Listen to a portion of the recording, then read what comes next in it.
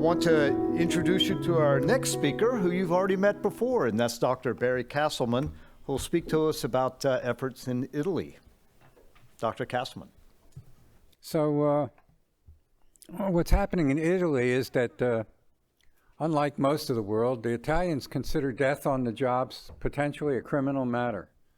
And they've actually put businessmen in jail for giving workers occupational cancer through their negligence and failure to protect the workers. All right, I'm going to do two subjects very quickly. First, I'm going to talk about the struggle that we've had in the United States with the remaining industry that persists in using imported asbestos fiber, and that's the Chlor-Alkali industry. They use it in something called diaphragms to separate the electrodes in the electrolytic process of making chlorine out of mined salt. And there are other processes that are completely different, or even the diaphragm cells can be made with non-asbestos diaphragms now, and so these are available from companies, and a number of the chlorine companies have plans to go asbestos-free with the non-asbestos diaphragms, which is a cheaper process change. You don't have as much of a fixed cost converting to the non-asbestos diaphragms, and in fact they pay for themselves in about 3 or 4 years in increased energy efficiency and better product performance. But even that's not good enough for the companies to do it on their own out of the goodness of their corporate hearts. And so they persist in saying that these 3 companies, Olin, OxyChem, and Westlake, continue to run 8 plants, which still make about 40% of the chlorine in the United States. And they're doing it with the old asbestos diaphragms in plants that are all at least 40 years old. One of them is from 1898. Next slide, please. We can do that. The ban legislation, the Alan Reinstein Act, would ban the importation of asbestos and end the use of asbestos diaphragms in 2 years.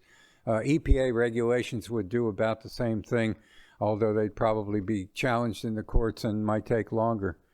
The chlorine industry has long recognized the hazards of the process. They've published a booklet about all the different ways that you can get asbestos diaphragm material splattered around on the floors and the equipment, and then that would dry and create a hazard to the workers. This has been well recognized by the chlorine producers for a long time. The companies have absolutely refused to disclose their plans to modernize. We have tried to meet with the representative of the American Chemistry Council, which has been putting out the industry propaganda on this issue, and the Queen of Chlorine refused to meet with me and answer questions about their plans, the individual company plans, to phase out the use of asbestos. The chlorine producers make the ridiculous claim that banning asbestos in the diaphragm cells would cause a shortage of chlorine for water treatment. The use of chlorine for water treatment is only about 5 to 10% of the market and could easily be handled by the non-asbestos producers. We are getting closer to the end of asbestos use in the United States, and hopefully between either banning asbestos or EPA regulations, we'll finally get these people to modernize their technology. And a ban on asbestos in the United States would go further in banning the importation of asbestos brake pads and asbestos engine gaskets and other things, including yarn and thread that's still used, that's coming in at 50 to 100 tons a year from Mexico, and the EPA hasn't tracked down who's importing it and what in the world they're doing with it in the United States. But these are the kinds of things that we would like to shut down with a U.S. ban on asbestos. So that takes care of that subject. Now for the Italian situation that I was starting to talk about. In Italy, death on the job is considered potentially a criminal matter, and they have actually put businessmen in jail for negligence in operating industrial plants wherein workers developed occupational cancers that were preventable, going back to the dye industry in the 1970s. This is Stefan Schmidt-Heine. Mr. Schmidt-Heine is 75 years old. At the age of 29, he became the chief executive officer of the Swiss Eternit Group. His qualifications for that job included the fact that his family owned a big chunk of the Swiss Eternit Group. And one of the first things that Stefan Schmidt-Heine did, according to evidence that has come out in the criminal trials that have so far been conducted in Italy, is that he brought his managers together twice in 1976 because they were afraid that by this time that the unions in the different countries where they operated these plants were going to start to talk to each other and raise awareness about the dangers of asbestos and make all kinds of demands that the companies had never had to face as long as the workers didn't know the asbestos was killing them. And so Schmidt-Heine had these training sessions to train his managers of how to lie to the public and the journalists and the politicians and how to threaten the unionists who raised concerns about asbestos that they would lose their jobs if they didn't shut up and go back to work. He has been criminally prosecuted. The case went to trial and was resolved in 2012. Schmidt-Heine was convicted of creating an environmental disaster, sentenced to 16 years in jail.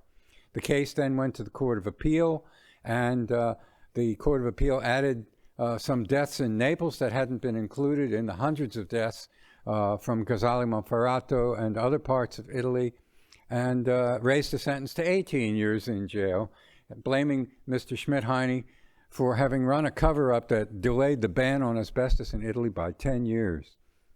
And people would come to the auditorium where the trials were being held.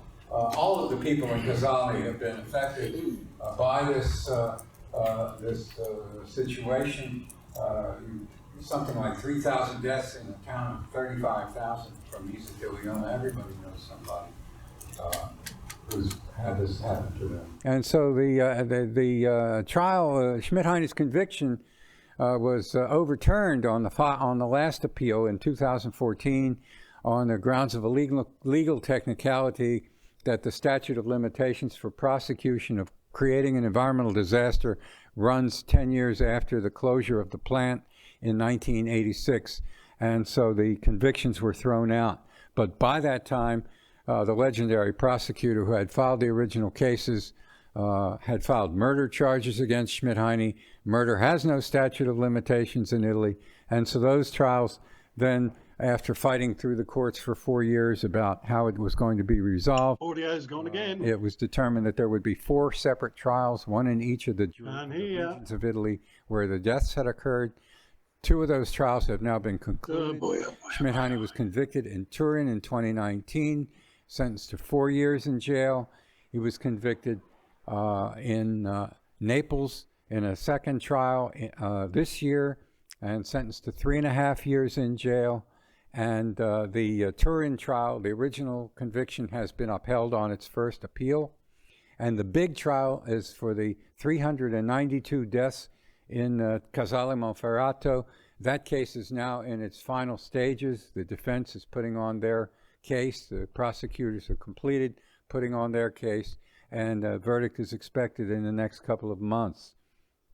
So that is the state of play. Hopefully the Court of Appeals in Italy, or rather the highest court, the Court of Cassation, will, being confronted with multiple convictions of manslaughter and murder, will not see fit to overturn it. This is an example of the evidence that came out in the trial. This is from the public relations people of Schmidt-Heine from one of their memos, and basically they have levels 1, 2, 3, and 4 from the bottom to the top. Level 1 is the managers of the Italian subsidiary, and level 2 is the Swiss Eternit Group, which is by 1992 just a shell company. It had already been cashed in and sold. All the money had gone into level 3, a company called Anova, and level 4 is STS, Stefan Schmidt-Heine himself. And the plan, according to the public relations people, was to put all the responsibility on the Italian managers and the empty shell company, and no mention even in Italy of where all the money went to the Swiss company Anova, or no mention of Stefan Schmidt-Heine himself. So he wasn't even known in Italy very widely. Once the trial started, He was even compared with Hitler in the final solution plans that were made in Wannsee in the beginning of 1942, the industrialization of the Holocaust. And the asbestos catastrophe was compared to that by the Court of Appeal. And so the struggle goes on. The people in Casale Monferrato, I've had a dreadful time going through all of these disappointments and delays, but they still hang in there. The signs say "Eternit justice," and so I have gone through the situation with respect to the trials, and I just conclude by saying that the corporate documents show that the corporate decisions were always made as business decisions by the people who made them, that people like the company docs and the company industrial hygienists didn't run the company. We see that time and again in the United States. And the 5-part formula for prevention of environmental and occupational disease: information, regulation, compensation, humiliation, and incarceration. Thank you.